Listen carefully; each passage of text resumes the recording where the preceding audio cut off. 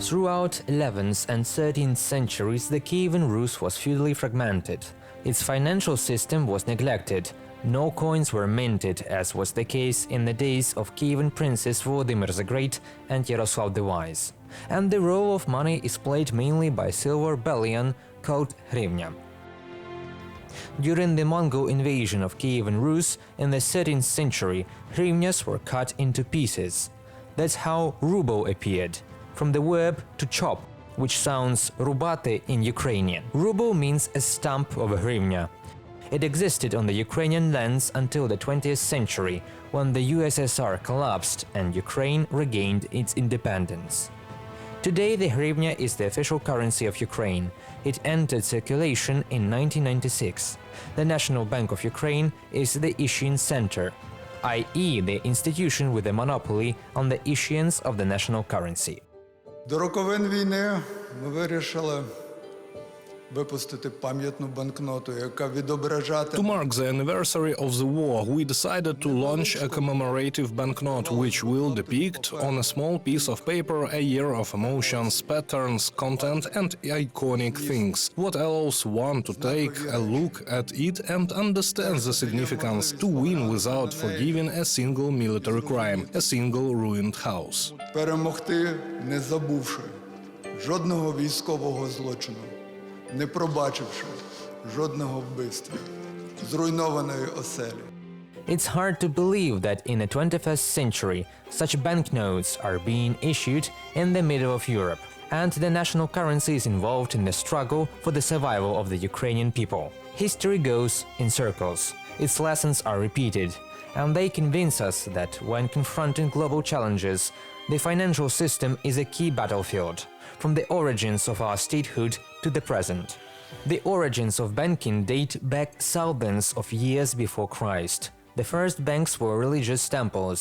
They collected and stored donations, jewelry and grain, and later began to lend this good, for a certain period of time and for interest, of course. This system worked in Babylonia, an ancient state of the 2nd millennium BC, and occupied the territory of modern Iraq. Then the temple economy was practiced in ancient Egypt, especially in the times of the Ptolemaic dynasty, which ruled from the 4th to the 1st centuries BC. Their most famous representative was Queen Cleopatra. Famous ancient Greek temples: Delos, Delphi, and Ephesus. In their basements, there were vaults with citizens' contributions, kept in clay pots. This system was called the pot economy, and in ancient Greek times, there were exchange tables in market squares where money changers sat. The first banking associations regulated by law appeared in ancient Rome. Rome had a highly developed coinage system. Coins made of copper, bronze, and precious metals were in circulation throughout the empire. According to Roman law, members of bankers' associations had to guarantee the deposits of the population with all their property. After the peak of its power in the 2nd century AD, Rome fell into decline in the 3rd and 4th centuries and eventually divided into western and eastern parts. Shortages, inflation, and destruction of trade, barbarian raids destroyed the monetary system of the once powerful empire. But over time, trade in these territories recovers, and accordingly, the financial sector too. And not just recovering, the Italians, along with the Jews, became the main bankers of Europe. The word bank comes from the Italian banco, a bench or table. In the Middle Ages, a banker, as a shopkeeper was called, sat on a bench in Italy and changed coins. The Apennine Peninsula was also home to the world's first commercial bank, which was officially authorized by the state to accept private deposits, issue loans, and make interstate transfers. It was in 1407 in Genoa. The institution was called the Bank of St. George. In the 15th century, the Bank of St. George controlled the Crimean Genoese colonies, including the largest of them, Kaffa, today the city of Feodosia. From the 15th century, Lviv became the center of operations for European banks, and from the 16th century, the city of Volodymyr in Volyn. In general, money circulation has been connecting Europe and the lands of modern Ukraine since antiquity, thanks to the active trade of the northern Black Sea region with Athens. However, due to the colonizing influence of the conservative Russian Empire and then the Soviet Union, Ukraine lagged behind Western European countries in economic terms for centuries. The banking industry of the Russian Empire was monopolized by the state until the 1860s. The credit system in Ukraine started its work only in 1781. For comparison, the Commercial Bank of St. George in Genoa had been operating for 370 years by that time, and almost the first central bank, the Amsterdam Bank, founded in 1609, celebrated its 170th anniversary. However, in 1795 it would be closed because of debts. Sweden's Riksbank, the oldest central bank still operating today, was founded in 1668. By the way, this bank is the founder of the Nobel Prize in Economics. The bank has moved from building to building many times, and finally in 1976 it received a new modern office lined with black granite slabs. The first modern issuing bank responsible for printing paper money and issuing securities to pay for government debt is the Bank of England.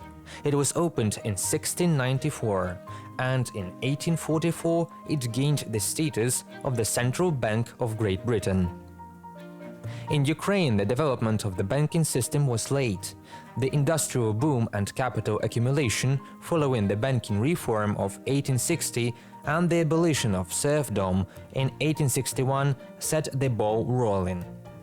Звільнення селян, вивільнення величезної маси робочої. The liberation of the peasants and the release of a huge mass of labor force gave impetus to the attraction of foreign capital, the formation of many joint stock companies, the development of Donbass, and the industry of Kharkiv and Odessa, namely heavy industry, metal enterprises, machine building enterprises. At the end of the 19th century, Ukraine ranked first in the Russian Empire in terms of coal production and produced more than 57% of iron ore. The railroad network was being built at a frantic pace. Belgium, French, English, German, and even American capital poured into the economy. 22 foreign companies were established in the mining industry. Light industry developed on the right bank of the Dnieper River, and the sugar industry became the leading one in Ukraine, thanks to the entrepreneurial talents of domestic sugar producers. Lending to the economy could grow, and cheap credit for small and medium-sized businesses became available. In 1839, the office of the State Commercial Bank of the Russian Empire, which would become the National Bank of Ukraine 150 years later, was opened in Kiev. Its first premises will be rented in the center of Kiev, on the modern-day Mikhailo Hrushevsky Street. In 1845, the building of the Noble Assembly on Institutska Street, also in the center, was bought for the bank. By the end of the 19th century, the two-story building of the Kiev office of the State Bank had become a bit tight. After considering the options, the bankers decided to expand the building on Institutska Street. One of the best architects of the time, Alexander Kobelev, took up the task. Kobelev had a vision of convenience of banking operations as his main task.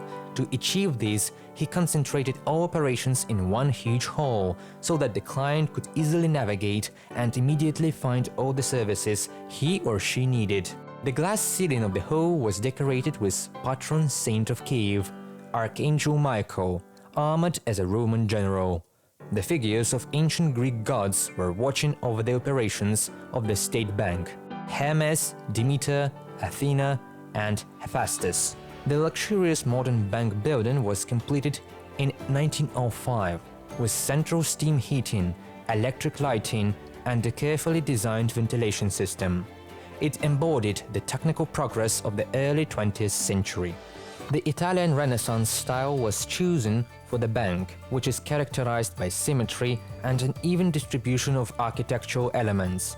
The famous Italian sculptor Elio Sala, known for his work on the Carita Canessa and the House of Chimeras in Kiev, was involved in the facade. Despite the pragmatism of the world of finance, the balconies were decorated with lions, a symbol of strength and power, and griffins, mythical creatures that, according to legend, guarded the gold mines of the Scythians, appeared on the facade. The exterior design of the National Bank of Ukraine is very similar to the Central Bank of Mexico, with its Italian Renaissance elements.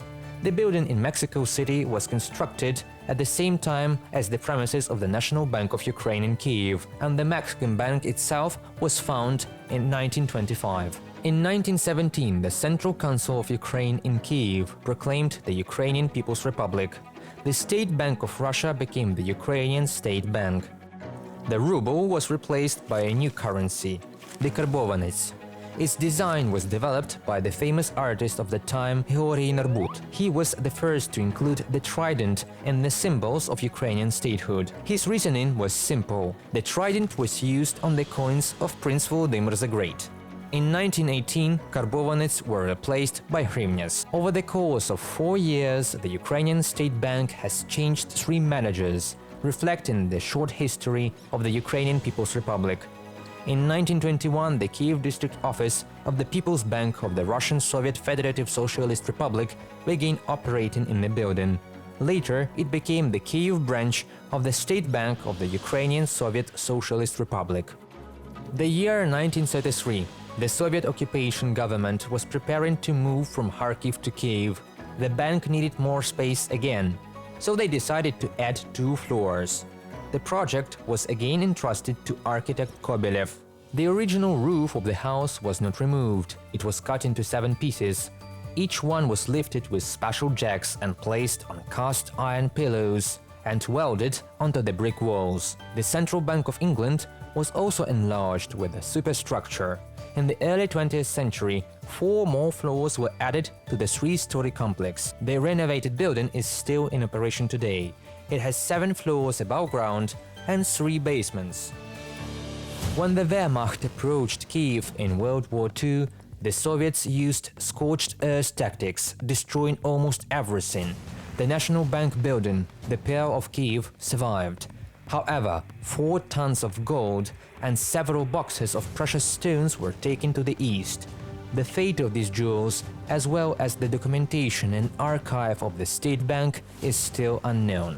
Since February 2022, the leadership of the National Bank of Ukraine has again had to make decisions to the sound of explosions. The grandchildren of the Soviets, who blew up the center of Kyiv in 1941, decided that they could do it again and are firing missiles at Ukrainians.